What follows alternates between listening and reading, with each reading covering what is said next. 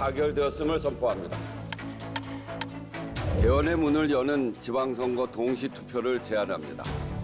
지금 이 시기를 놓치면 또 언젠가 될지 기약하기 어렵습니다. 개헌 우선순위는 국회 개헌특위에서 정리하되 현 시점에서 여야가 이견 없이 합의할 수 있고 국민적 공감대가 높게 형성된 사안을 우선 검토할 수 있을 것입니다.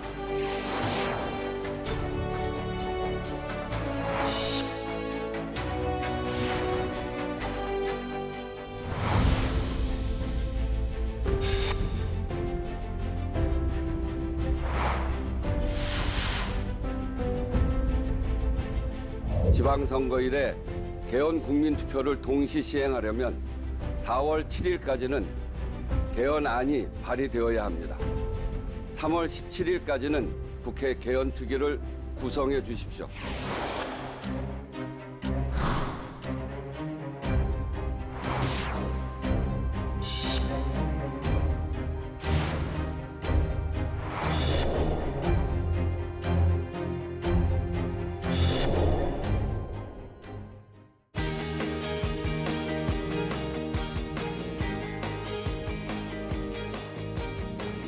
여러분 안녕하십니까? 정관용입니다. 지난 3월 10일 우원식 국회의장이 긴급 기자회견을 열고 국회의 개헌 논의를 공식 제안했습니다. 오는 6월 3일 지방선거와 동시에 개헌 국민투표를 실시하기 위해 국회가 개헌 특위를 구성해 논의를 시작하자고 촉구했는데요. 우 의장은 특히 비상계엄에 대한 국회의 통제 강화, 5.18 정신의 헌법 전문 수록, 지방 균형 발전의 헌법 반영 등을 개헌의 주요 방향으로 제시했습니다. 하지만 정치권의 반응은 엇갈리고 있습니다.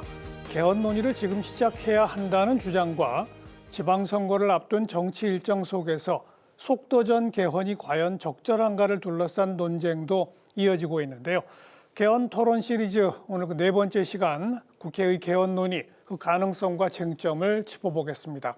함께 토론할 분들 소개해드리죠. 먼저 더불어민주당 염태영 의원 어서 오십시오. 예, 안녕하세요. 염태영입니다.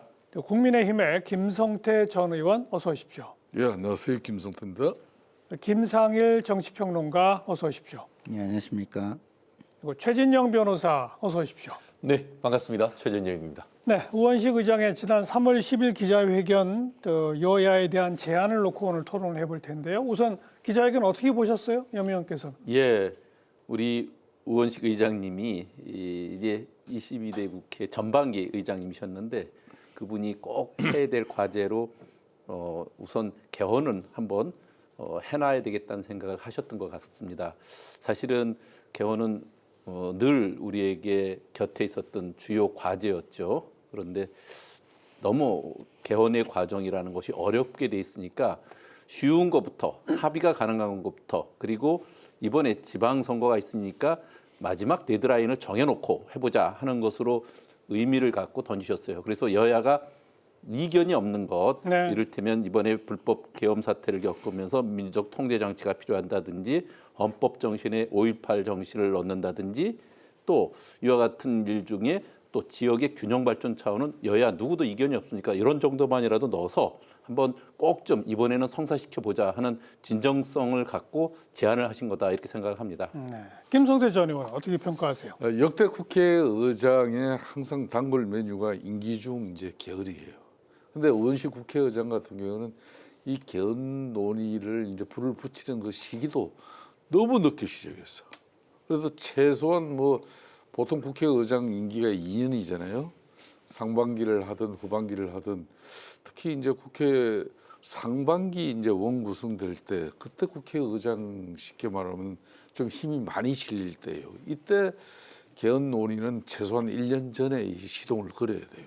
그래야 특위 구성하고 실질적으로 개헌안이 본격적으로 논의되는 그 과정에 국민들 참여 그런 공론화 과정 이렇게 쭉 거쳐가려면은 이게 그래도 아무리 짧게 시간을 잡아도 6개월에서 1년은 기본인데 지금 선거 6.3 지방선거가 불과 이제 80일밖에 남지 않았는데 이 시점에 3월 17일까지 뭐 여야 간에 뭐 개헌특위 구성하고 그리고 4월 7일까지 개헌을 갖다가 국회에서 같이 공동 발의를 하자. 이 개헌 로드맵을 제시했는데 난 저랑 같이 원내대표도 같이 하고 개인적으로 아주 친한 사이지만은 이 양반이 왜 이렇게 참 급박하게 이걸 갖다 진행을 시키냐. 그럼 지금 현재 국회 상황이 또 정치가 협치 정국이 돼가지고 여야가 원만한 그런 정치가 작동되는 그 상황도 아니잖아요. 현실적으로 아주 어려워요. 그런데 내용은 뭐 세 가지다. 어찌 보면 크게 앞에 여민께서는 그 큰 문제 없다 이러지만은 지금 이번에 6.3 지방선거에서 행정통합법 보십시오. 전남 강주법 하면 되지만은 대구 경북이나 대전 충남 안 되고 있잖아요. 그게 다 정략적이고 정치적인 계산이 있어서 그런 거거든. 그런데 이 개헌을 하여튼 뭐 저는 그렇지만은 뭐 우원식 국회의장의 이 개헌안 발의는 본인 임기 중에 그래도 뭐 본인이 이제 시작은 해보겠다는 그 의지는 저는 평가합니다. 네. 김상현 평론가는. 일단은 비상 계엄, 불법 계엄이 너무나 중요한 사안인데 그 부분에 대해서 다시는 역사에 있을 수 없는 사안으로 만들고자 하는 그런 부분을 좀 느끼신 것 같고요. 그게 가장 중요한 이유 같습니다. 예, 그래서 일단은 우리가 2024년, 그러니까 21세기에 있을 수 없는 불법 계엄을 맞이한 거 아니겠습니까? 근데 그것을 본인이 국회의장으로서 계엄을 해제하기도 했고, 근데 그것을 이제 다시는 이런 일은 엄두도 못 내게 해야 한다. 그래서 내가 국회의장을 마무리하면서 그거는 역사에 다시 있을 수 없도록 만들고 싶다라는 생각이 이 제안을 하게끔 하신 거 아닌가 이런 생각을 좀 해봤고요. 기왕에 그것을 하는 김에 그러면은 논의가 돼서 합의가 가능한 것들을 몇 개 더 제안함으로써 조금 더 풍부한 개헌, 그러나 합의가 가능한, 현실화가 가능한 개헌을 추진하고 싶다. 네. 이런 의지로 저는 최진영 변호사. 해석했습니다. 우원식 의장님의 무리수라고 그냥 한 줄 정리를 하고 싶습니다. 누구나 개헌 자체에 대해서는 상당히 취지에 공감하고 개헌이 돼야 된다. 87년 헌법이 그때의 대한민국과 지금의 대한민국은 너무나 차이가 나기 때문에 이 옷을 한번 다시 바꿔 입어야 된다는 그 취지에 누구든 공감하실 겁니다. 다만 지금 제안하신 시기라든가 방식, 나아가 그 내용에 대해서는 상당히 저는 의문이 있다. 시기적으로 지금 6.3 지방선거인데 만약에 개헌을 하면은 6.3 개헌선거가 되는 겁니다. 완전히 6.3 지방선거에 어떻게 보면 우리 국민들의 선량을 뽑을 그 권한을 사실은 눈을 돌려버리게 되는 것이기 때문에 오히려 이렇게 되면은 개헌에 더 포커스를 들어가기 때문에 6.3 지방선거의 의미가 퇴색된다는 점, 그리고 방식에서도 이른바 원포인트 개헌이라고 하는데 우리나라는 헌법을 아다시피 다른 나라보다 굉장히 개정하기 어려운 이른바 경성헌법을 했습니다. 그러면은 이렇게 중요한 헌법을 개정을 하는데 꼭꼭 몇 가지만 찍어서 한다? 그렇다는 점에서 방식도 지금으로서는 좀 의문이고, 나아가 세 가지 점, 헌법 전문에 5.18 정신을 넣는다. 그리고 대통령 권한에 비상계엄에 관한 요건을 강화한다. 나아가 지방자치 부분을 좀 더 지방분권 내지 지방균형 넣는다. 이런 부분도 조금 전에 김성태 의원 말씀하신 것처럼 하나하나가 뜯고 보면은 과연 이것이 긴급하고 정말 중요한 것이냐. 오히려 사법권을 강화하고 나아가 이게 국회 입법권이 지나치게 비대해지는, 그래서 어떤 행정부의 독재에서 입법 독재로 넘어가는 그런 시기 속에서 오히려 국회를 개헌을 해야 되는 것이 아니냐 하는, 국회를 견제해야 되느냐 하는 그런 시대적 의미, 이런 부분을 넣어야 된다라는 점에서 지금으로서 그 의제 자체도 전적으로 동의하기는 어려운 점이 있기 때문에 이런 부분을 하나하나 좀 짚어 나가고 싶습니다. 3월 17일까지는 국회에서 개헌특위를 구성해달라. 사실 며칠 안 남은 상태입니다. 그러니까 염태영 의원은 하자는 거죠. 예. 근데 이제 국민의힘 쪽은 조금 너무 그 시기가 안 좋다는 건데 이 자리에서 한번 김성태 전 의원을 설득해 보세요. 예. 특히 구성합시다라고 한번 제안해 보세요. 한번 해보세요. 예. 지금 뭔가 그 이전 일을 지금 잊고 계신 것 같은데 우원식 의장님이 개헌 얘기를 꺼낸 건 이번만이 아닙니다. 아니 오래됐죠. 여러 예, 차례 작년 1년 전에도 했었는데 그때는 내란 사태 직후라 사실은 그 여권 안에서도 예. 이것이 좀 이른다. 지금은 그 비상계엄으로 인한 여러 가지 여파들을 최대한 빨리 정리하는 게 급하다 하는 것 때문에 그때 사실은 본격적으로 추진하는 것을 늦춰졌는데 지금은 남은 과제가 경성헌법에 대해서 너무 헌법 고치는 게 어려워졌기 때문에 일단 한번 물꼬를 트는 의미에서 이제 가장 여야가 이견이 없는 부분을 먼저 던지면 여야가 결국은 결단의 문제니까 여러 가지 시간이 필요하진 않다. 그 대신 할 마음만 있으면 지금이라도 바로 해보자. 네. 그런 취지로 제안을 하신 것이어서 저는 진정한 뜻과 의미는 충분히 살릴 수 있다는 그러니까 생각인데. 특위 구성하자고. 그러니까 예. 그래서 특위에서 어려운 문제를 다루자는 게 아니에요. 지금까지 야당이 같이 늘 해왔던 얘기니까 이 부분만큼은 이견이 없을 거다 하고서 제안하신 거니까 그게 우리 너무 저- 그렇게 곡해하지 않으셨으면 좋겠어요. 우리 저 염태영 언니 같이 이렇게 민주당 내에서도 대체로 그래도 합리적이고 객관적이고 상당히 균형성이 좋은 의원이에요. 그렇기 때문에 이제 수원시장도 3번이나 하고 또 경기도 부지사도 하셨잖아요, 그죠? 그렇기 때문에 상당히 합리적인 그런 뭐 이 여야 간의 관계를 중시하는 그나마 의원 중에 한 사람인데 지금 여야 관계 되게 안 좋아요. 역대 대한민국 헌정 역사상 개헌이 지금 한 9차까지 했나요? 네. 9차까지 했지만은 성공한 개헌은 1900 그때 60년대 3차 개헌할 때 그때가 이제 4.19 혁명 나고 난 뒤에 이승만 부정선거 나고 그래가지고 그 국민들 울분 분노 속에서 만들어진 게 3차 개헌이에요. 그 대한민국 최초의 이제 민주적 개헌이 이루어진 거죠. 그 다음이 언제입니까? 1987년이란 말이에요. 그렇죠. 그게 마지막이죠. 그때 87년 역시 이 개헌도 국민적 저항과 분노에 의해서 정치권이 그걸 여야가 수용한 거지. 그래서 87년 뭐 직선제가 만들어진 거 아닙니까? 그러니까 지금 대한민국 역사가 이제 이 두 번 이 3차하고 9차 개헌은 성공적 개헌으로 평가를 하지만 나머지는 전부 다 그냥 개헌 내용이 별로 안 좋아요. 1차 개헌 같은 것도 발췌 개헌이죠. 예, 뭐 예. 2차 개헌도 뭐 4.4 5.2 개헌이죠. 7차도 뭐 유신 뭐 정권 개헌이죠. 뭐 이런 내용이잖아요. 그래서 개헌이라는 국민적 인식이 아주 안 좋아요. 제가 볼 때는 그래서 이게 정치권에서 정말 여야 합의로 의해서 개헌을 진행시키려면 지금 이런 형태의 여대 야수 정국에서 민주당이 이런 정치하면 안 되는 거죠. 좀 야당을 크게 포용하고 배려하면서 진정한 협치 정국을 쭉 만들어가서 이번에 뭐 사법 3법 개정 이거 대단히 중요한 건데 나 그거 처리가 되는 거 보고 야 저거 저렇게 처리하면서 또 우원식 의장은 또 개헌 이야기 꺼내고 저 친구 많이 변했네 내가 속으로. 그 민주당의 일방 독주식 입법 이것 때문에 안 된다는데요. 사실은 될 것도 안 된다 예. 말이에요. 이라면. 그 오늘도 여야가 합의해서 55건의 법안을 처리했습니다. 한미투자진흥법도 여야가 합의해서 처리했습니다. 여야의 관계는 늘 격돌하기도 하고 화합하기도 하고 또 같이 균형을 잡기도 하는 거거든요. 지금 상태가 아주 나쁘다고 이렇게만 단정할 수는 없습니다. 지금도 합의가 가능한 것들은 충분히 합의해서 원만히 처리하는 것들이 계속 생기는 겁니다. 그러니까 싸움은 붙이는 격으로 가면 안 되고 적어도 예, 예. 지금 화합이 이 정도는 되고 있으니까 이런 정도 어렵지 않은 걸 한번 해봅시다. 이렇게 분위기를 옆에서라도 같이 맞춰주시는 게 좋지 않겠나 그 싶습니다. 야당이 동의할 수 있는 것만 하겠다는데요. 그러니까 제가 아까 그랬잖아요. 이 국회의장 되면요. 어떻게든 자기 임기 중에 개헌 한번 성사시키는 게 꿈이에요. 아 물론이죠. 우원식 국회의장도 그 꿈을 가지고 있지. 또 여기서 살짝만 좀 뭐 야당 그 중에 한 10대명만 이렇게 잘 좀 협조만 이끌어내면은 이제 국회에서 개헌 이제 발의안이 형성되잖아요. 예, 예. 국회 3분의 2가 예. 되네. 이게 지금 민주당이 3분이 딱 지난번 총선에서 국민의힘에게 국민들이 그냥 개헌 저지선만 딱 줬다고. 그러니까 이게 그 개헌 저지선을 갖다가 그 깨고 이 국회에서 합의하려면은 그건 협치 정국이 돼야 돼.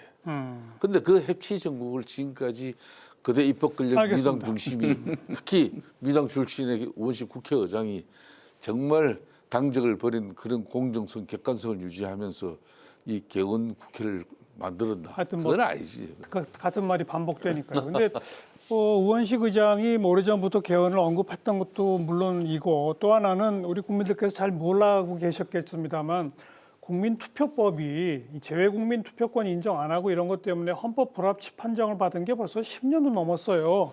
근데 국회가 법을 개정을 안 하고 있다가 이번에 국회의장이 전격적으로 밀어붙이면서 그 국민투표법을 이제 통과를 시켰거든요. 그러니까 이제 국민투표를 합법적으로 실시할 수 있는 상황이 된 거예요. 그게 의미를 갖는 거죠. 그러니까 그것이 과거에도 정치적 유불리에 의해서 안 한 건데 정치적 유불리로 안 했다라고 얘기하면 국민들한테 면이 안 쓰니까 절차 탓을 한 것이죠.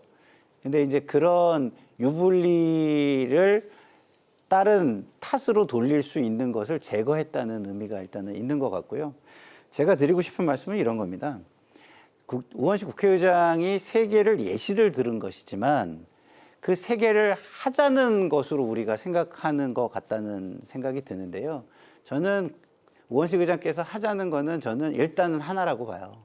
계엄과 관련해가지고 지금 우리 김성태 전 대표님께서 말씀을 해주신 것처럼 3차, 9차가 왜 성공적이었냐? 헌정질서 붕괴라는 어마어마한 사건을 국민들이 겪고 역사에 이런 일이 다시는 있어서는 안 된다라는 요구가 있었던 겁니다. 이것은 국민의 요구이자 역사적 요구인 거예요. 그 요구가 다시 발생한 겁니다. 근데 이 요구를 만약에 야당이, 물론 이제 여당에서 너무 과한 유불리, 정치적 유불리가 있는 사안을 들고 나오면 안 되겠죠. 그렇지만 적어도 여기서 출발을 한다라고 한다면 이 논의는 해주시는 게 맞는 게 국민과 역사적 요구가 있는 겁니다. 다시는 이런 건 엄두를 낼 수도 없게 만들어야 돼요. 근데 요번에 뭘 확인했습니까? 현행 헌법의 빈틈을 우리가 발견하고 확인한 것입니다. 근데 이걸 막자는데 못 막겠다? 지방선거 지금 가뜩이나 국민의힘이 저는 유리하지 않다고 생각하는데 더 불리해질 수 있다라고 생각하고요. 그런 의미에서 볼 때 적어도 이거 하나, 이거에는 유불리가 없잖아요. 이거는 국민과 역사의 요구인 거잖아요. 그래서 여기서 출발을 좀 해주십사라는 말씀을 드리고 싶죠. 그럼 우리 그 김상일 평론가의 말씀을 그 발제 삼아서 우원식 의장이 언급한 3가지 내용을 하나하나 한번 좀 얘기를 해봅시다. 계엄에 대한 강화라는 게 뭐냐면 계엄을 선포했어도 국회가 계엄 해제를 의결하면 그 즉시 원천 무효가 된다. 그리고 계엄을 선포해도 48시간 내에 국회의 동의를 얻어내지 못하면 원천 무효가 된다. 이런 내용을 넣자는 건데 최진영 변호사 어떻게 평가하세요? 과연 그러면은 정말 진정한 국가 긴급 사태 때에 대응할 수 있는 방법이 있습니까? 예를 들어서 뭐 이번에 같은 경우야 그 12.3 비상계엄 자체가 목요일 날 그 발동이 돼서 또 마침 그 다음 날 그 탄핵 관련되는 절차가 있어서 민주당 국회의원님들이 다 서울에 있었던 것으로 알고 있습니다. 그런데 요즘 그러지 않습니까? 지방 국회의원님들 같은 경우에는 목요일까지는 서울에 있다가 목요일 날 저녁에 지방으로 내려가 가지고 거기에서 지역구 행사에 참여하지 않습니까? 그런데 만약에 북한으로부터의 어떤 그런 긴급한 사태가 주말에 벌어졌다.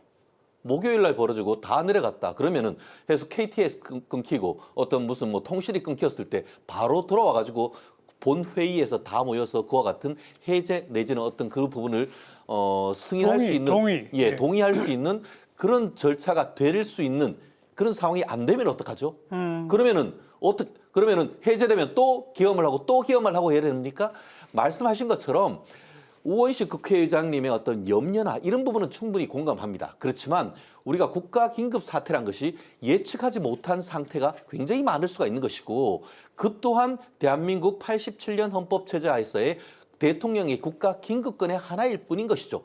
그런데 이번 같은 경우에나 보면 어떤 게 또 있냐면은 사실 이번에도 윤석열 전 대통령이 이와 같은 무모한 계엄을 한 다음에 3시간, 4시간 만에 해제되어 버렸지 않습니까? 그런데 그것보다 더 강화한다?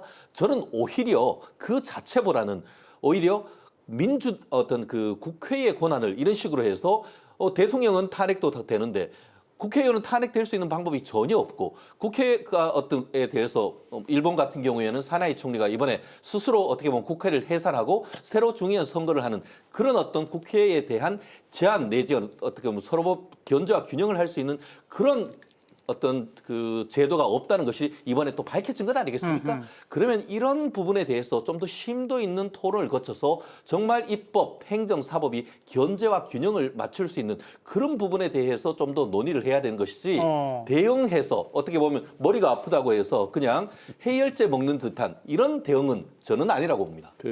제가 계엄 비상계엄 당시에 국회에서 해제 의결할 때 있었던 사람으로서 좀 말씀을 드리면 일단 비상계엄이 대통령의 권한으로서 발령이 돼 있었습니다. 비상계엄 사태 중에 있습니다.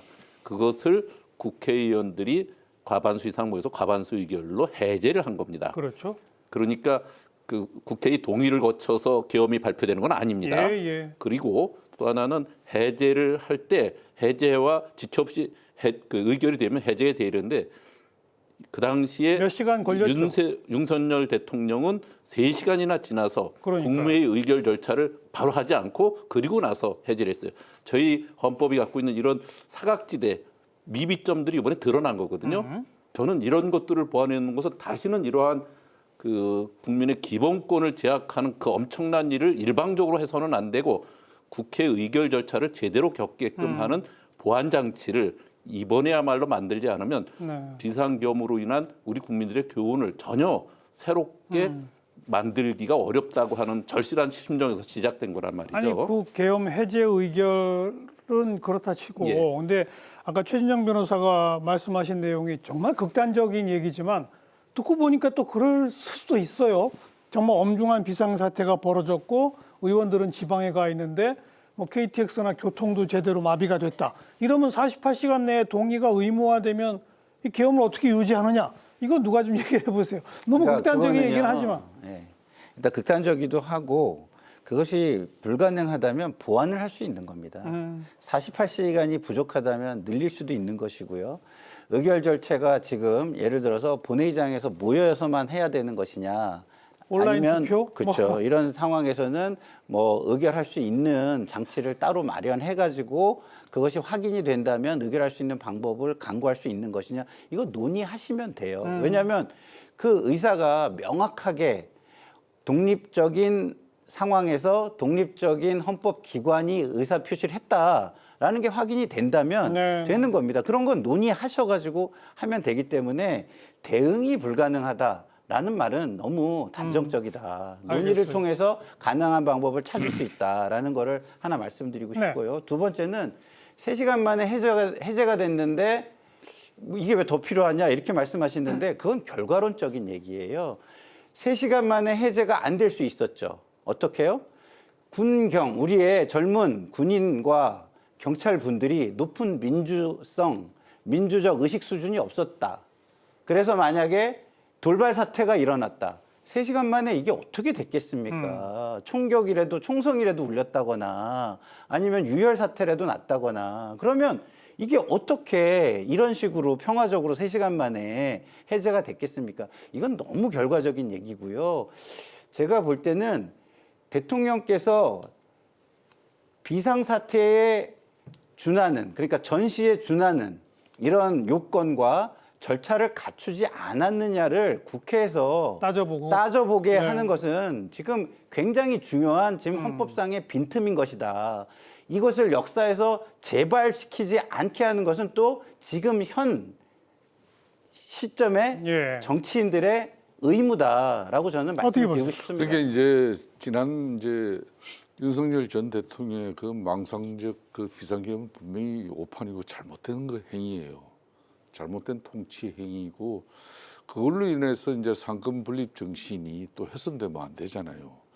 그러니까 행정권의 수발인 대통령이 국가 비상 사태 때는 비상계엄을 선포를 할 수 있는 그 헌법적 권한을 가지고 있는 거죠. 그렇죠. 다만 이번처럼 잘못된 저런 판단을 가지고 할 수 있기 때문에 국회에서 이 비상계엄권 이 자체를 사전에 승인받고 해라 대통령이 이 이야기거든요. 예, 예. 아니 그거는 그러니까 그도 이야기하지만은 사전이 아니라 사전 승인은 아니죠. 사후 동의입니다. 사후 사후 동의. 동의지만은 이게 사전 승인이나 마찬가지예요. 결과적으로는 사전 승인권이에요 이게. 그래서 이제 최 변호사께도 얘기했지만은 남북 대치 간에 지금 뭐 국제전 이란 전쟁도 하고 우크라이나 전쟁 이렇게 지켜보시면 알겠지만 요즘 뭐 전자 그리고 통신을 완전 한순간에 마비를 시켜버리는 상황이 빈번하게 나올 수 있습니다. 그렇기 때문에 이걸 갖다가 지금 윤석열 전 대통령의 그 비상계엄 그 잘못 때문에 이걸 긴급 상황에 다시 대통령 행정부의 수반이 국군 통수권자가 통수권 행위를 갖다 비상대책을 발휘해가지고 긴급하게 국민의 생명과 예, 안전을 예. 지켜야 되는 그 행위를 지체해버린다?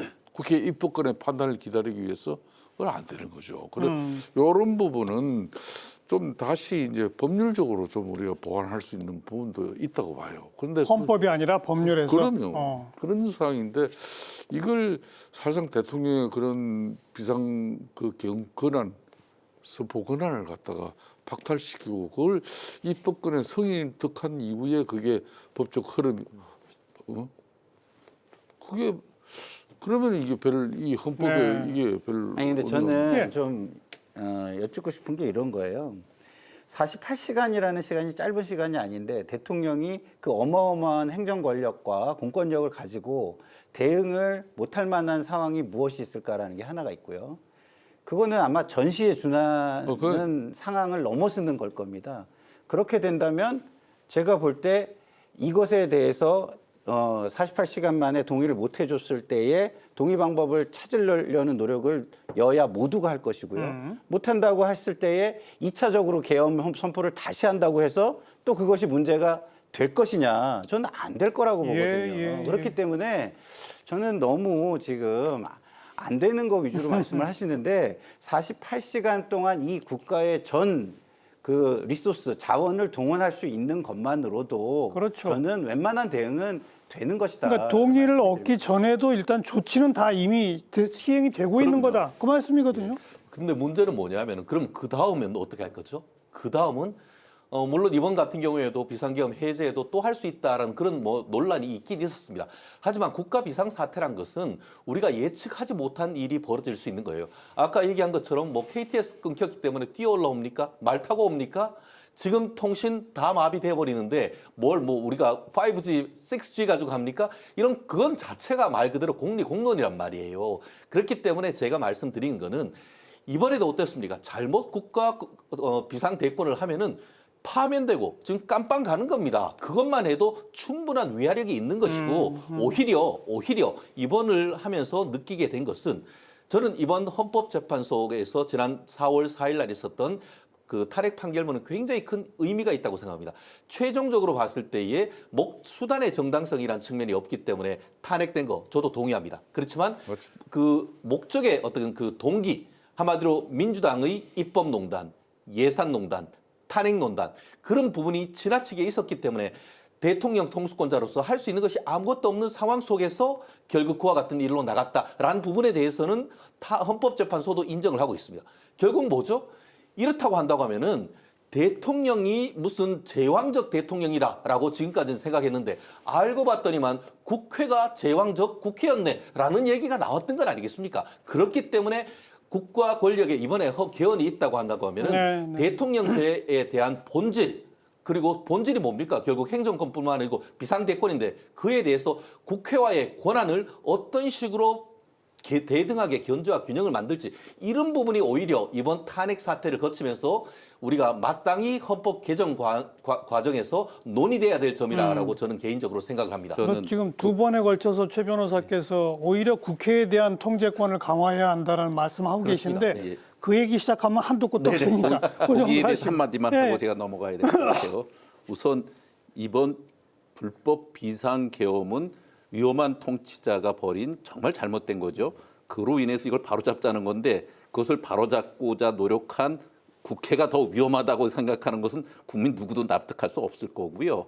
또 하나는 그 지금 헌재에서 국회에서 했던 여러 가지는 그것은 헌법 테두리 안에 있었다는 걸 확인시켜 준 거고요. 네.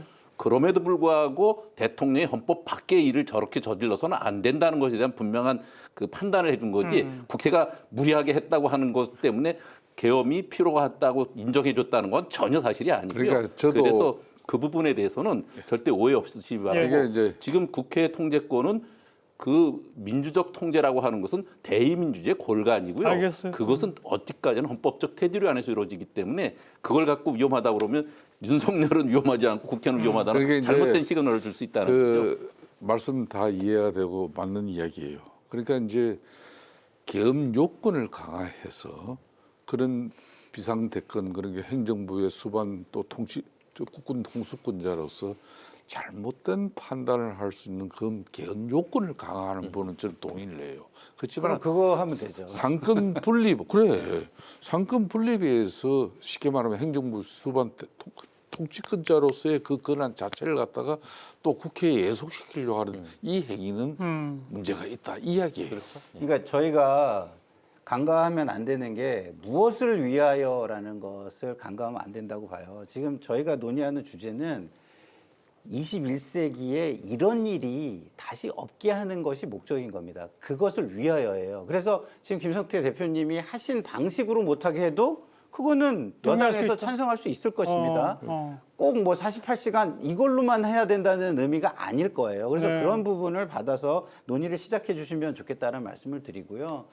또 하나는 말씀드리고 싶은 게 이겁니다. 대통령이 국회가 입법을 너무 과도하게 하면 아무것도 못한다?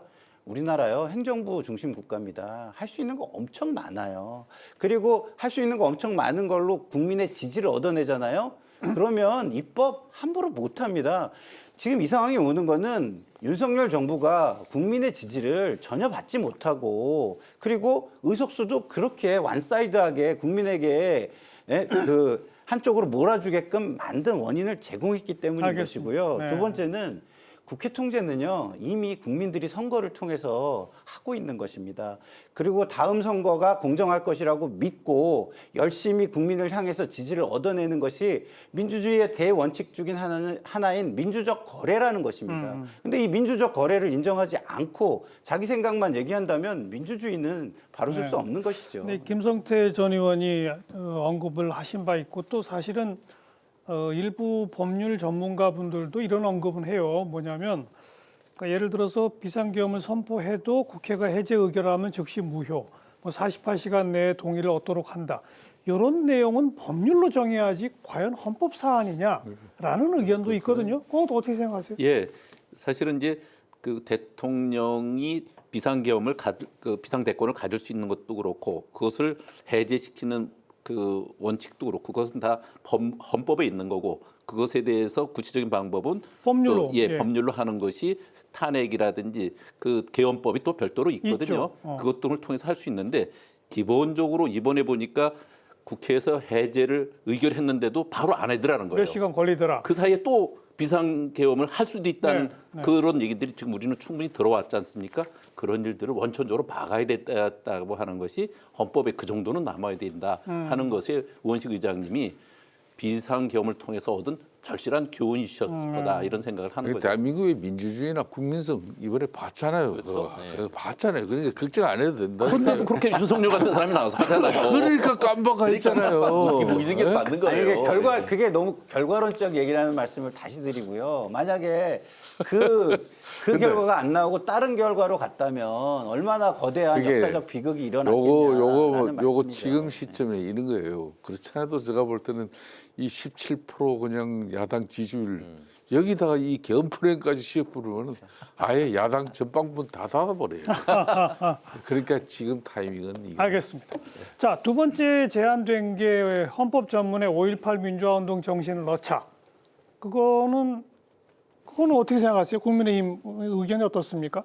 헌법 그건 뭐 공식적으로 국민의힘 당론이 동의한다고 했죠. 동의한다는 거죠. 그죠? 그럼 어. 이미 4.19에 이어 가지고 5.18 같이 부마항쟁까지 다 포함하고 있는 거죠. 네. 네. 뭐 이건 별로 사실은 이제 아까 예. 그 비상계엄 이후에 그 불비했던 것을 엄청난 비극이 있을 수 있었던 것을 민주적 통제로 막아내야 된다는 것이 우원식 의장님의 절박한 심정이었는데 서로 그거라도 안 되면 한 가지라도 할 수 있는 원포인트 개헌이라도 하자. 부분 개헌 그리고 단계적 개헌 이걸 통해서 개헌하는 게 이렇게 어려워서는 예. 한 발짝도 못 나가지 않냐. 이렇게 한번 개헌을 해보면 아 이렇게 개헌을 할 수도 있구나 하는 것. 그래서 지금 40년 전에 우리가 87 헌법을 만들 때는 도저히 상상할 수 없었던 인구 구조의 변화라든지 디지털 대전환이라든지 또 지금 나타나는 여러 가지 그 지막 소멸 문제 이런 것들이 너무 구체제 속에서 헌법이 돼 있으니까 이런 것들을 바꾸기 해야 되는데 전면적으로 바꾸는 게 너무 어려우니까 우선 한 발만 내부딪혀 보면 아 이렇게 하면 되는구나. 그 대신 가장 비용이 안 들려면 지방선거 때 함께 묶어서 예, 여야가 예. 차이가 없으니까 예. 그것까지라도 좀 해보고 그것만이라도 하자. 이게 아마 진정한 뜻입니다. 그것만이라도 중에 최소한이 바로 5.18 정신이다 예. 이거죠. 최 변호사는 어떻게 생각하세요? 기본적으로 국민의힘도 5.18 정신을 헌법 전문에 수록하는 것에 대해서 당론으로 동의했어요. 하는 것으로 알고 있습니다. 그렇기 때문에 지난 대선 과정에서도 윤석열 후보가 그런 부분을 공식적으로 얘기를 했던 부분이 있는데요.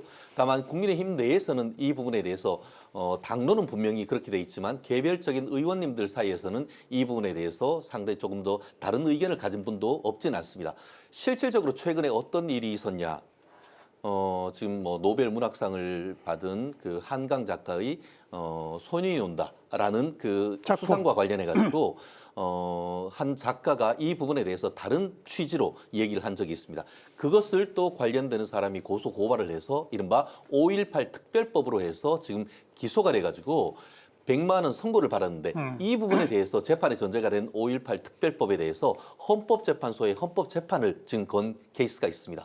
그것뿐만 아니고 여러 건 케이스가 있는데 최종적으로 지금 옛날 이게 그 1996년인가 그 무렵에 아마 헌법에서 5.18 특별법 자체는 합헌이다라고 판단을 했지만 얼마 전에 법을 바꿔가지고 5.18 자체에 대해서 왜곡하거나 폄하했을 경우에 형사적으로 처벌하는 것.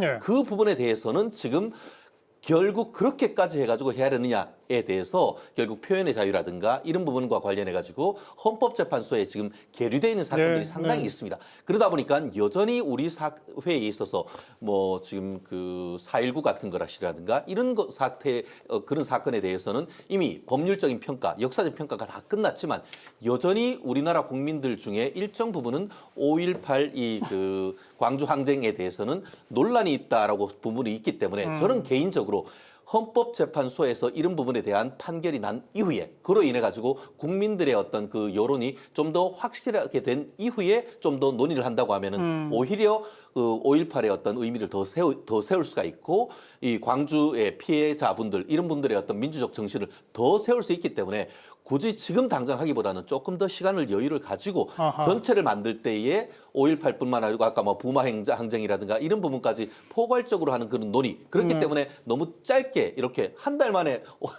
안을 만든다는 것 사실 자체가 조금 그런데요. 조금 더 논의를 거치는 것은 어떤가 하는 그런 생각도 김상현 여전히 있습니다. 이 헌법이라는 건 가장 큰 틀거리를 만드는 것이죠.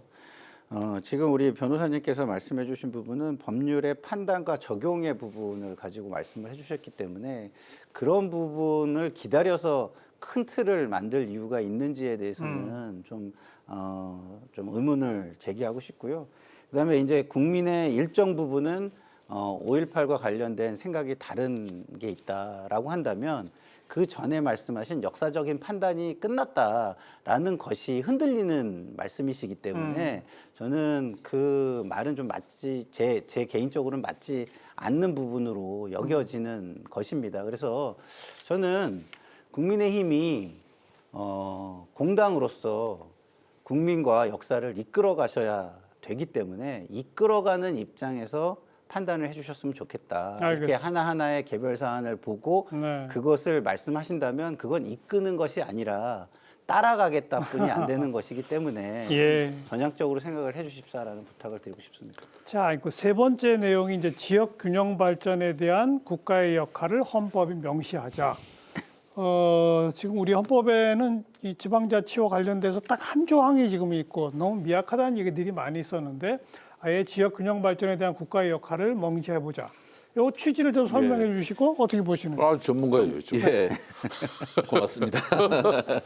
우리 존경하는 김성태 전 의원님께서 저에 대해서 그래도 많이 네. 긍정적인 평가를 해서 고맙고요. 실제로 1987년 당시는 그야말로 그 독재 체제를 끝내고 민주화 체제로 가기 위한 열망이 워낙 뜨거웠고 그로 인해서 개헌을 하다 보니까 지방자치제가 실시되기도 전에 지방자치와 관련된 최소한의 근거 조항만 넣은 것이 그렇죠. 117조의 지방자치단체, 118조의 지방의회 이렇게 들어간 건데 그 이후에 1991년에 지방의회가 실시됐고 또 1995년에 지방자치단체가 실시돼서 지금 지방자치단체가 실제로 지방자치단체를 이끌은 거로 보면 30년 조금 지났습니다. 네, 네. 그 사이에 우리의 지방자치단체들이 굉장히 큰 발전을 했는데 지금 국가 균형 발전에 있어서 수도권 과밀, 수도권은 그 이를테면 고도 비만이고 지방은 영양실조라고 하는 이런 실정에 있을 때 그 가장 큰 이유가 보니까 지방자치는 했는데 지방자치를 할 수 있는 균형 발전의 각종 지역의 특성화 전략을 맞출 수 있는 분권이라든지 그에 따른 균형 발전에 대한 여러 가지 제도적 지원 같은 것들을 헌법에 담았으면 좋겠는데 네. 특히 지방 균형 발전을 국가의 책임으로 놓고 그것을 어떻게든지 중앙정부가 앞장서서 하도록 하는 각종 제도적 장치와 지원을 할 수 있게 하는 것들이 헌법적 가치로 담아야 된다. 이것은 여야가 이견이 없다. 특히 영남이나 호남이나 어딜 가든지 우리 지역의 의사결정을 우리가 독자적으로 할 수 있게 해달라는 것, 그것이 우리 지역 발전에 보다 효과적이라는 것은 아무런 이견이 없으니까 적어도 지방자치가 이렇게 실시된 이후에 균형 발전의 틀거리만큼은 분명히 헌법에 국가의 책임으로 담아둘 필요가 있다. 예. 이것이 이제 우원식 의장님께서 균형 발전, 지역 균형 발전이 반드시 이번 헌법에 여야가 이견이 없으니까 담아도 좋겠다. 담으면 꼭 담는 것이 꼭 필요하겠다. 이렇게 제안을 하신 거라고 생각합니다. 이 부분에 대해서는 저는 뭐 그래도 뭐 상당한 긍정적인 판단을 해요. 이거 개헌 이야기 끝난 자체가 이제 지방 소멸의 위기에서 이제 비롯된 거거든요. 그러니까 현재 우리나라 같은 경우는 인구, 인프라 이런 게 모든 게 절반 이상이 수도권에 다 집중돼 있거든요. 그렇기 때문에 이 수도권 일극 체제로 인해 가지고 기존의 법률만 가지고 이 수도권 집중화 이 현상을 갖다가 대처가 안 된다는 이야기죠. 그렇기 때문에 이제 그런 역부족 상황에서 헌법적 가치를 가지고 이제 지역 균형 발전을 헌법에 명문화하자는 그 취지예요. 그러니까 그렇죠. 이게 예. 다른 거 아니거든. 예, 예. 그래서 그거는 본론적으로 난 이해가 되는데 충분하게 이걸 이제 풀어 나가는 방식은 정치란 말이에요. 그런데 이번에 행정통합법을 가지고 이렇게 이제 나는 민당 의원들만 이거 5억 3턱 이렇게 뭐 공부하고 뭐 이런 게 나도 좀 그걸 좀 공부를 했어요. 이거 뭐 그래도 규모에 굉장히 비슷하게 이제 인근 뭐 시군까지 모아가지고 그렇게 해서 이제 좀 지역 특성도 만들고 거기에서 고용 창출되고 그 지역을 유지하는 그런 부분 상황인데 이걸 정치적으로 해버리니까 강주 정남만 그냥 해가지고 그 20조 그냥 혜택 갖다 부어버리고 그렇게 대구 경북은 하려고 하는데 물론 국민의힘 내적으로 왔다 갔다 했죠. 그 좀 혼선이 있어가지고 그걸 신속한 판단을 하지 못한 부분은 분명히 문제가 있어요. 그렇지만 그럼에도 불구하고 논란 속에서 자기네들이 투표를 통해 가지고 이것도 빨리 해달라 그랬잖아요. 그럼 해줘야 되잖아. 근데 민당이 이걸 안 해준단 말이에요. 이게 정치적으로 대전 충남하고 연계해서 하자는 그래. 거죠. 그런데 거기서 왜 또 대전 충남까지 연기를 해? 예? 그게 안 맞잖아요. 그게. 그래서 이걸 정치적으로 판단하는 이 문제 때문에 본질 어떻게 보면은 지방 소멸의 위기를 극복하기 위해서 헌법 전문에다 이걸 넣어가지고 균형 발전을 갖다 명문화시키자는 예. 이 취지가 되려 법률로 퇴색될 수가 있는 거예요. 이걸 민주당이 시정해야 돼요 지금. 대구 경북도 안 해주면서 무언 개헌이냐 이런 얘기. 예, 실제로 그 과정을 잠깐 말씀드리면 그 맨 처음에 시작된 것은 대전 충남에서 했죠. 예, 먼저 대통령께 건의했고 대통령이 그걸 받은 겁니다. 그래서 출발됐는데 그 이후에 광주 전남이 하겠다고 왔고 대구 경북이 하겠다고 왔는데 그 사이에 아무런 이견 없이 곧게 전체가 합시다 하고 달려든 데는 광주 전남입니다. 그럼에도 불구하고 그 행안위에서는 세 곳에 대해서 다 통과를 시켜놨습니다. 그런데 그 이후에 그 대구 경북에서 결국 이견이 나와서 그것에 대해서는 우리가 그렇게 하면 못한다고 하니까 결국 마지막에는 그 다 의견을 모아서 갖고 왔기 때문에 저희로서도 아주 의미가 있다고 생각해요. 그런데 한편으로 보면 대전 충남 처음에 그걸 하겠다고 그랬는데 반대하고 지금 완전히 또 바뀌었어요. 예. 그러니까 과연 국힘의 단체장이 있는 데서 국힘은 이것이 진정한 뜻이라면 그들 설득해서 같이 하면 같이 하자. 저희는 광주 전남 하자는 뜻이 절대 아닙니다. 국힘이 진정 그에 대해서 뜻을 같이 해주면 대전 충남도 똑같이 같이 해서 세 곳을 같이 하면 모양도 좋으니까 국힘이 진정으로 그런 뜻을 갖고 있는지를 보자고 하는 겁니다.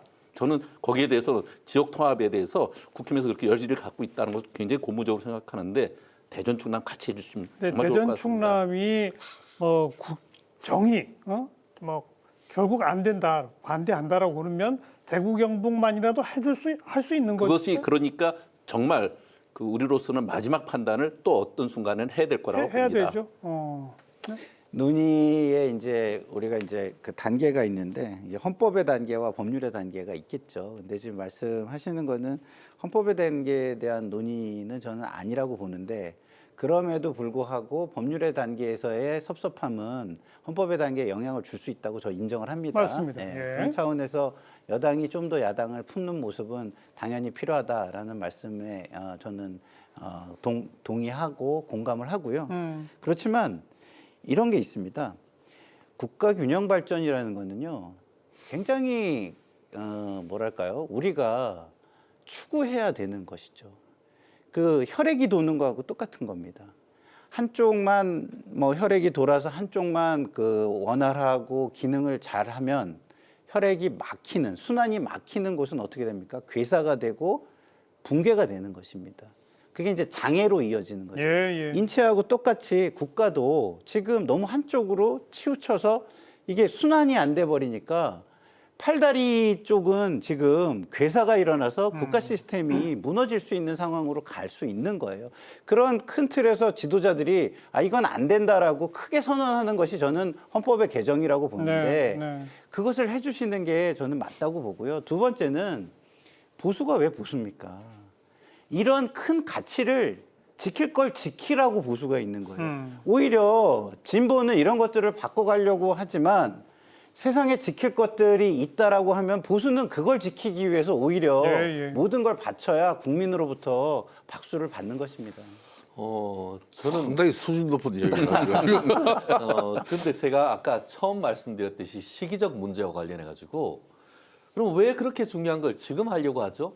6.3 지방선거인데 만약에 그걸 넣어 가지고 그 개헌을 해버리면은 6.3 지방선거가 아니고 이제 언론들은 6.3 국민투표, 6.3 개헌 선거가 돼버리는 거란 말이에요.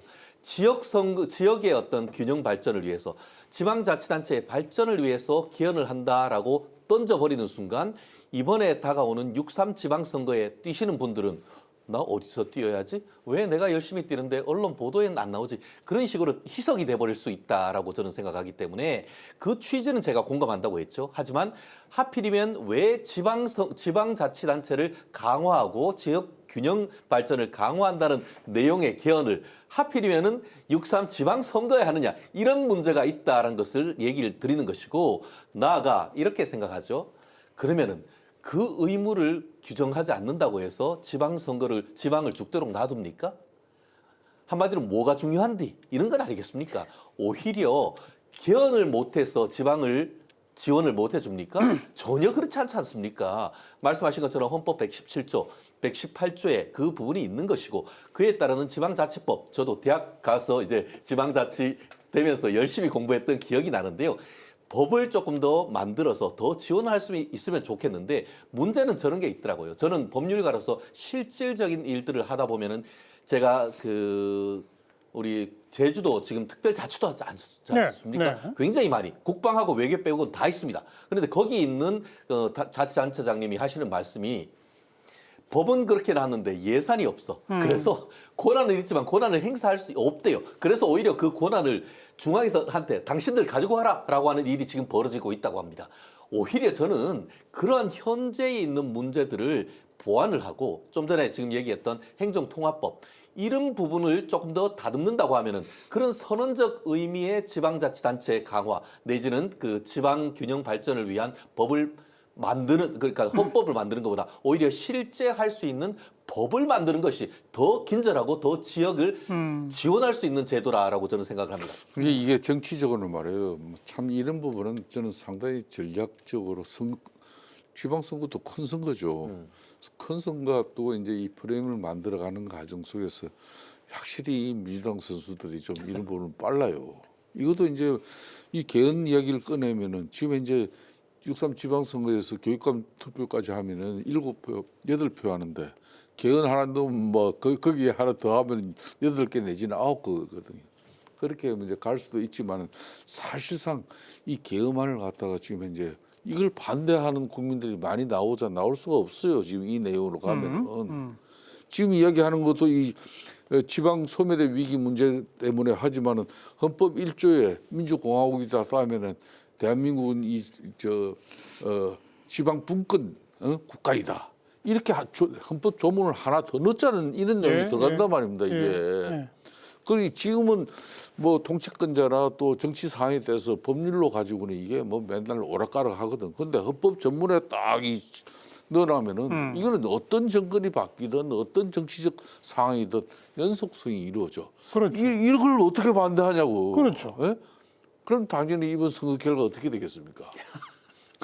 나는 너무 지금 좀 비슷한 상황이면은 난 이거 좋아하는데 이게 여기다가 또 민주당의 정치적 계산까지 들어온단 말이에요. 그래서 그러니까 이거는 김성태 의원의 표현을 제가 조금 더 직설적으로 옮겨보면 어차피 지방선거에 뭐 단체장부터 의원, 뭐 광역, 기초 다 이게 일렬 투표를 하는데 줄투표예요. 그 줄투표와 일렬 투표 연장선상에 개헌이 들어가면 가뜩이나 어려운 야당을 더 어렵게 만들려고 하는 거 아니냐? 100% 이 해석 어떻게 그런 보세요? 의미죠. 그러니까 지금 워낙 국힘이 지지도가 낮으니까 그런 고민까지 하는 것 그러니까요. 같은데 비슷하게 할 때는 오히려 그런 걱정이 가능한데 일방적으로 기울이면 그것도 기울일 수 있고요. 사실은 지난번에도 8개 투표를 할 때 국민들이 헷갈려 하지 않겠나 싶었는데 국민들은 그 안에서 구별 다 해서 다 교차 알아요. 투표 다 하더라고요. 예. 국민들의 수준을 그렇게 낮춰서 보고 이것 때문에 바람몰이처럼 한쪽으로 쭉 가게 할 때 이것도 그 여당에게 유리한 선거 전략이다 이렇게 생각하는 건 그야말로 기우고요. 우리 국민들의 수준을 너무 낮춰본 거 아닌가 싶고 실제로는 저는 그 지금까지 개헌 얘기 나올 때마다 행정적, 재정적 비용을 최소화시키기 위해서 총선에 붙여서 한다. 네. 또 지방선거에 붙여서 한다. 이건 요번에 나온 얘기가 아닙니다. 그리고 선거 전략상 나온 얘기도 전혀 아니고 그래서 그런 것에 대한 진정성을 의구심을 갖고 바라보면 우리는 한 발짝도 못 나가고 헌법은 영원히 못 고치게 되는 그런 우를 범할 거라는 생각이 듭니다. 그러니까 대한민국은 지방 분권 국가가 되기 위해서 최소한 우리 국민들도 이 헌법 개정안에 대한 취지를 공감할 수 있는 시간을 줘야 될 거 아니에요. 우리만 이거 공감하면 어떻게 해요? 이거. 저도 좀 하나 말씀을 드리면 일단은 헌법 개정이 지방선거의 취지를 넘어서려면 이견이 커야 돼요. 그래서 이번에는 이견 없는 걸 골라서 하자는 겁니다. 그래서 이견 없는 걸 골라서 한다면 제가 볼 때 6.3 지방선거의 어떤 주요 의제를 잠식하는 그런 거는 별로 없을 것이다. 알겠습니다. 이런 말씀을 하나 드리고 싶고요. 예. 하나 더 말씀드리고 싶은 거는 뭐냐면 아까 이제 뭐 줄투표를 우려하셨는데 제가 볼 때 이렇게 하면 돼요. 지방선거를 그 투표용지를 먼저 줘가지고 투표를 다 하고요. 그 다음에 국민투표용지를 받아서 한 번 투표를 더? 하게 해가지고 2단계로 해가지고 예. 가면은 제가 볼 땐 그 줄투표의 우려는 별로 없어요. 개헌 찬성안을 갖다가 2번에다 넣어줘요. 아 그러면 동의하면 저희는 얼마든지. 이번에 뭐 충분히 넘깁니다. 예. 자. 근데 그 제가 생각할 때는 그러니까 이건 이제 전제가 있는 거잖아요. 지방선거 날 개헌 국민투표를 하려면 그 전제는 국회에서 여야가 합의해가지고 개헌안을 발의를 해놔야 되는 거 아니에요. 3분의 2 이상 통과를 시켜놔야 되는 거잖아요. 그래야 국민투표에 붙일 수 있는 거 아닙니까? 그렇습니다. 그러니까 그 전제 여야가 합의해서 그러기 3분 위해서는 정치가 정말 그러니까요. 작동이 돼 있어요. 아무튼 여야가 합의해서 3분의 2 이상으로 통과된 개헌 투표, 그 국민 투표를 한다는 거는 제가 볼 때는 그냥 요식행위가 될 거다 이런 생각을 하게 되니까요. 자, 여기서 잠깐 오늘 주제에 대한 데이터의 흐름 어땠는지 살펴보고 마무리 토론 이어갑니다. 빅데이터 이슈 분석 김시원 아나운서가 정리해 드립니다. 빅데이터 이슈 분석, 국민투표법을 키워드로 빅데이터를 분석했습니다. 지난 2월 7일부터 3월 9일까지 한 달 동안 뉴스, 커뮤니티, 블로그 등에서 집계한 총 정보량은 약 2,400건입니다. 뉴스 정보량의 추이를 살펴보면 3월 1일 정보량이 가장 많았습니다. 국민투표법 개정안이 국회 본회의를 통과하면서 관련 기사들이 나왔는데요. 이번 개정으로 국내에 거주하지 않는 재외국민도 헌법 개정안 국민투표에 참여할 수 있는 법적 근거가 마련됐습니다. 이어서 국민투표법 연관어를 살펴보면 재외국민, 광주, 선거 등을 볼 수 있습니다. 국민투표법 개정안 국회 통과에 재외동포 단체들은 환영의 뜻을 밝혔는데요. 대한민국 민주적 참여 기반 확대와 글로벌 정책 경쟁력 제고 측면에서 의미 있는 진전이라고 평가했습니다.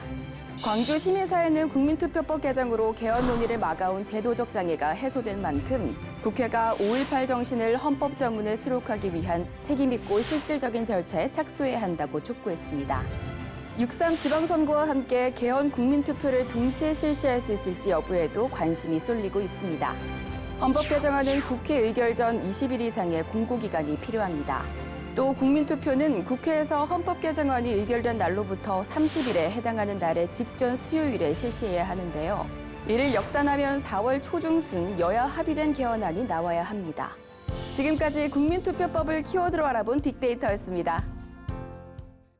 자, 국회의장은 제안을 했고 그리고 여당은 하자는 건데 뭐 예를 들어서 정의 계엄에 대한 국회 통제 강화 이거 좀 문제가 있으면 그걸 빼도 좋다.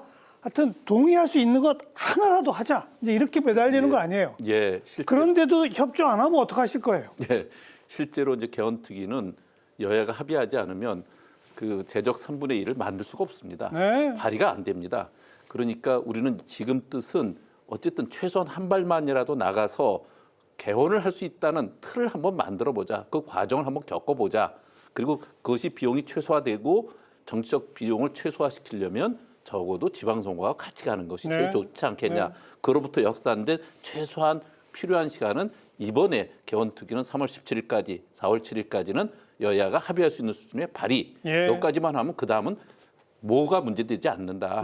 그러면 우리한테는 상당히 큰 이제 개헌이라는 것이 그렇게 힘든 게 아니라 여야가 합의하면 얼마든지 할 수 있는 첫 경험을 우리가 만들 예, 수 예. 있다. 이것을 소중하게 생각하자. 그런 취지입니다. 그러니까 예. 아주 그냥 매달리고 계신데. 그렇죠. 그런데도 야당이 개헌특위 구성 안 된다 그러면 방법이 없. 방법이 없는 겁니다. 그거는. 방법이 없. 그런데 이게요, 참 이게 잘 뒤다봐야 될 부분이에요. 이게 6.3 이제 지방선거 앞두고 이제 이 개헌 논란이 벌어지면은 이렇게 좋은 개헌 내용을 또 국민의힘이 무조건적으로 반대하고 있다. 반대하고 있다.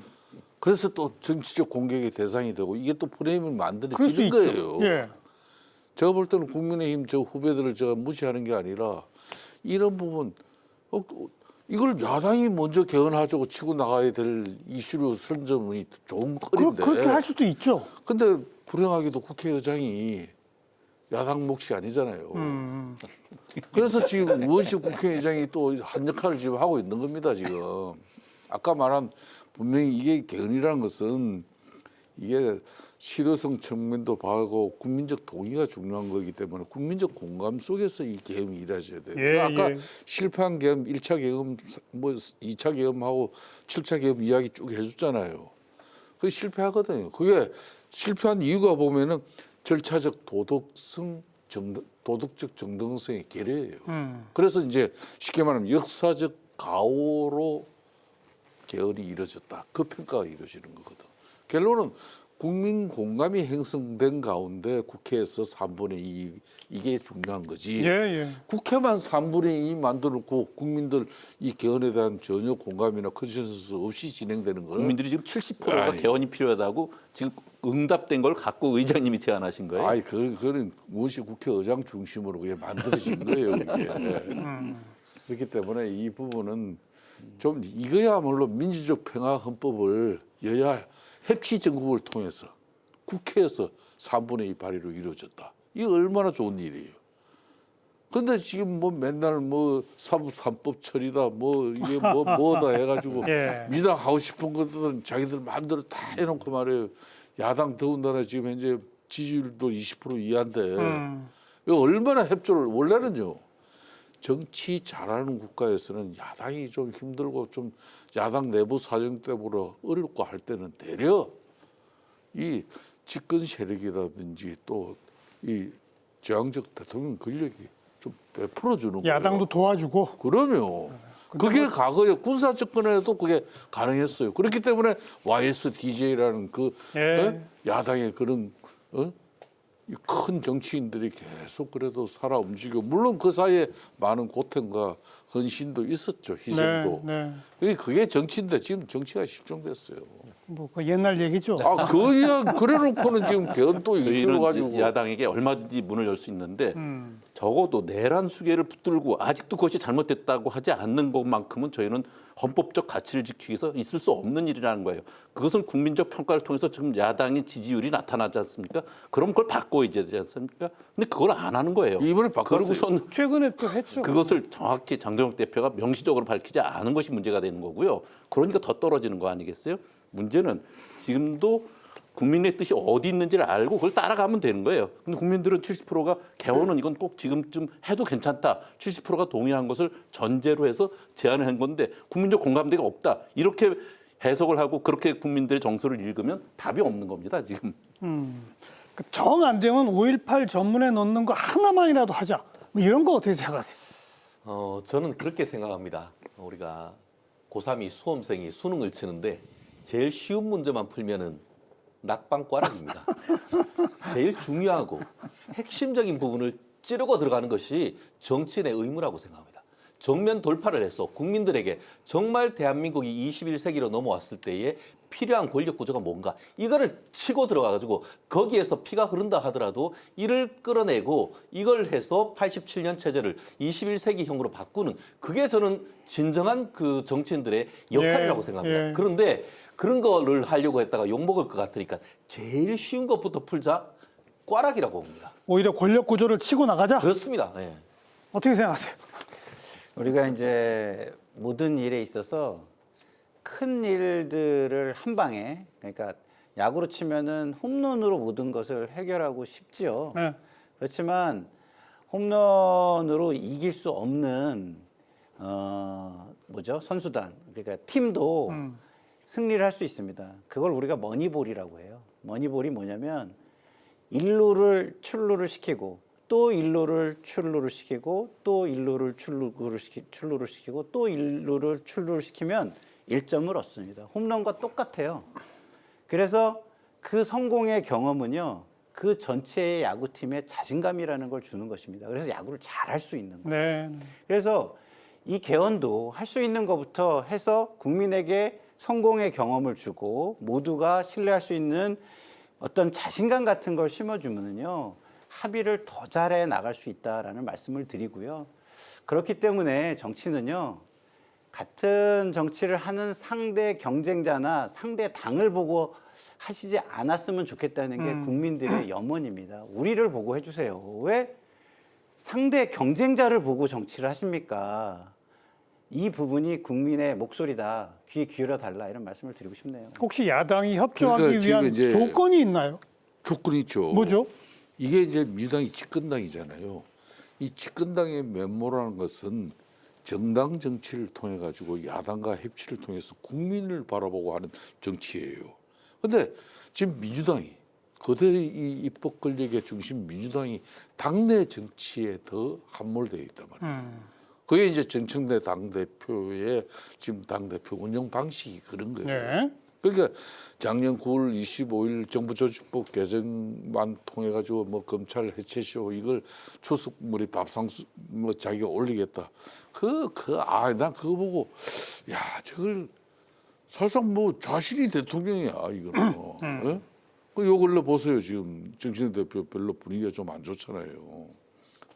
제가 하는 이야기는 이게 이제 참.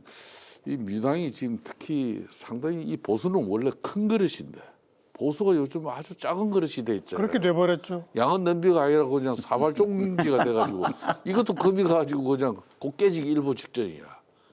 그런 상황일수록 대려 이 거대 집권 세력 민주당이 이게 정말 폭넓은 정치를 해줘야 돼요. 지금 뭐 법 통과시킬 것도 다 했으니까 이제 그러니까. 좀 야당한테 좀 달라진 태도를 보이면 혹시 모른다 이런 얘기 같은데. 아니 그러니까 이걸 갖다 지금 현재 지방이 살아야 나라가 산다. 예. 나는 이 지방 뭐 지역 균형 발전을 위한 어떤 이런 헌법 전문 맹시 이 부분 나는 개인적으로 찬성이야 이거. 이 조건을 가지고 조건을 좀 만들어 달라. 왜 안 해? 예, 저희가 그렇게 할 수 있게 최소한 그럼 이제 바뀌세요, 헌법의 이제. 가치 속에서 같이 했으면 좋겠다는 말씀을 드리고요. 예. 그리고 개헌 논의의 중심은 국가의 미래를 우리가 같이 설계하자는 거거든요. 그것은 정당의 이해관계와 관계없이 한다 알겠습니다. 나간 가운데 같이 구상하고 같이 협력했으면 좋겠다는 알겠습니다. 말씀 드립니다. 이제 마무리 짓겠습니다. 최진영 변호사부터 마지막 발언 한 30초 정도 짧게. 예. 그렇습니다. 헌법은 대한민국을 담는 큰 그릇입니다.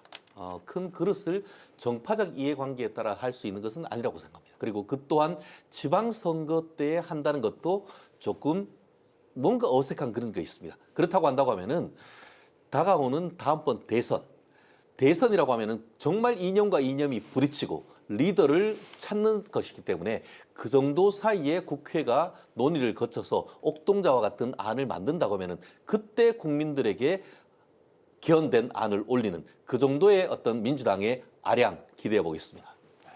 김상일 평론가. 집권 세력, 다시 말해서 이제 공직을 차지한다는 것은 책임입니다. 공직은 곧 책임이죠. 근데 이 책임은 누구에 대한 책임이냐? 국민 모두에 대한 책임인 것입니다.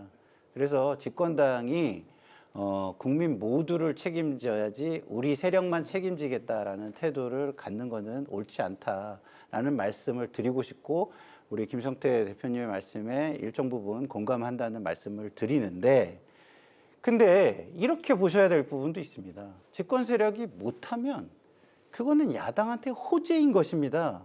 근데 그 호재를 또 안 하겠다고 한다면 그러면 영원히 집권은 안 하겠다는 거랑 똑같다는 것을 야당은 좀 또 아셔야 되지 않나 이런 생각이 듭니다. 김성태 전 의원. 그러니까 이번에 이제 우원식 국회의장의 개헌 제안은 저는 근본적으로 뭐 당연히 국회의장으로서 할 수 있는 문제고, 또 내용 자체도 큰 무리가 없어요. 네. 그렇지만 이런 걸 갖다가 진정한 여야 간의 정치가 협치 정치로서 일정 부분 뭐 이루어지고 있는 그런 상황이었다 그러면은 이 정도 가지고 이번에 6.3 지방선거에서 할 수 있으면 상당히 좋은 그렇죠. 기회라고 보는데, 불행하게도 제가 헌정 역사상에 이렇게 또 정치가 실종된 그런 험악한 국회도 예. 처음 봐요. 그렇기 때문에 당연히 될 리가 없지. 그럼 지금 상황에서는 이 개헌을 성공시키려면은 국민적 저항이나 분노에 있어 가지고 정치권이 이 내용을 받지 않으면 안 될 그런 상황이 됐을 때 개헌은 이루어져요. 그럼 그거 아니잖아요. 지금도 그 상황도 아니다. 그렇기 때문에 네. 원식 국회의장 입장에서도 만약 이걸 갖다가 또 3월 17일까지 개헌 특위 구성 뭐 이게 안 된다고 해서 야당이 지역 균형 발전을 거듭찼다 이렇게 민주당이 이렇게 정치 공시 안 하도록 저는 단둘이 해주시길 부탁을 드립니다. 염태영 의원. 예, 김성태 전 의원님 역시 정치적 경륜이 많고, 그리고 또 그 안에서 교훈으로 우리한테 줄 수 있는 말씀도 많아서 저도 충분히 공감을 하고요. 근데 지금 이것은 우원식 의장님이 정치적 그 어떤 이득을 위해서 한 건 전혀 아니라는, 그것은 누구나가 다 대부분 공감할 거라고 봅니다. 그리고 전부터 국회의장님들이 그런 개헌 논의를 해왔지만 네. 지금처럼 가이드라인 그리고 데드라인이 딱 정해진 가운데 진정성 갖고 한 이때 한 가지만이라도 해보자 하는 것에 대해서 우리는 왜곡하지 않았으면 좋겠고요. 네. 이것이 우리 대한민국의 미래를 정말 40년 전에 만들어진 그 틀거리를 한번 바꾸는데 첫 발이라도 한 발이라도 뛰는 소중한 기회가 되기를 간절히 바랍니다. 자, 한 발이 아니면 반 걸음이라도 가자라는 제안입니다만 오늘 토론을 지켜본 결론은 극적 합의가 없이는 어렵겠구나. 아직은 뭐 이런 생각이 드는군요. 네, 늦은 시간까지 네 분 수고하셨습니다. 고맙습니다. 감사합니다. 다음 시간 또 뵙죠. 안녕히 계십시오.